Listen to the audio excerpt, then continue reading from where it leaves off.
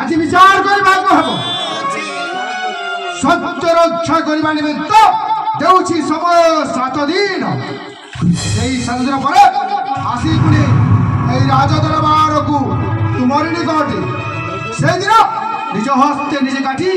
आंभ हस्ते अर्पण करिब चंद्रकेतुर छिन्न मस्तक बाबू रामचंद्र गुरुदेव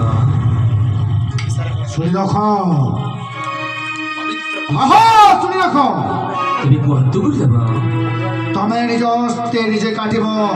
निज पुत्रर छिन्न मस्तक गुरुदेव यह बहुत कष्टदायक गुरुदेव हुए तो यह भी हो पारे महापाप गुरुदेव किंतु यह भी मध्य शास्त्र कही अछि गुरुवाक्य मानिबा को हेले जो कार्य कले मध्य जेते बड़ जघन्य पाप कार्य कले मध्य सही पाप कार्य भी हो पारे पवित्र पाप गुरुदेव